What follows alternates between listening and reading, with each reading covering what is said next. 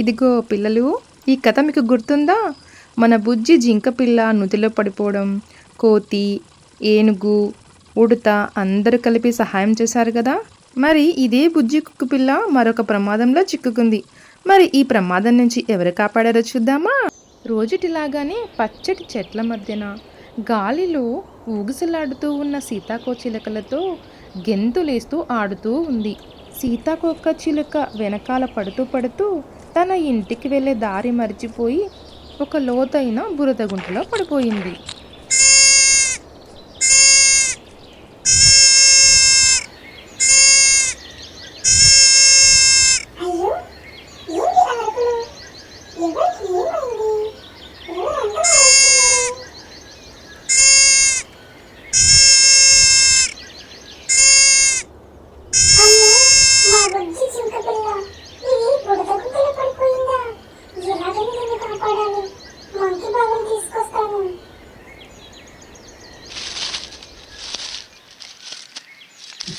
ఏమైంది చిట్టుకుడతా?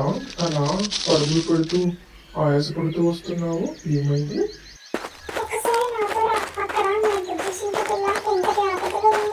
ఇలా చిట్టి ఉడత కోతిని వెంట పెట్టుకొని బుజ్జి జింక పిల్ల నూతిలో పడి ఉన్న ప్రదేశానికి తీసుకువస్తుంది. అయ్యో బుజ్జి జింక, ఈ నోటిలో ఎలా పడ్డావి? అప్పుడేమో అలా, ఇప్పుడేమో ఈ బురద నీటిలో పడ్డావా? ఇద్దరు ఇలా ధైర్యం చెప్తారు. తర్వాత కోతికి ఒక ఉపాయం తట్టింది. ఆ చెట్టు కొమ్మ మీద నుంచి తను తలకిందలుగా వేలాడి జిన్ని జింక పిల్లను బయటకు తీసుకోవడానికి చాలా ప్రయత్నం చేస్తుంది. ఎన్ని రకాలుగా ప్రయత్నం చేసినప్పటికీ బుజ్జి జింక లోతుగా ఇరుక్కుపోవడం వల్ల అస్సలు బయటికి రాలేదు. ఉడత కూడా ఒక మందపాటి కర్రతో లాగడానికి ప్రయత్నం చేస్తుంది. చిట్టి ఉడత కూడా జింక పిల్లను కాపాడలేకపోతుంది. అన్ని విధాలుగా ప్రయత్నం చేశాం, మనం బుజ్జి జింక పిల్లను బయటకు తేలేకపోతున్నాం. ఇక మన చివరి అవకాశం ఏనుగు రాజాను పిలవవలసింది. ఏమంటాం?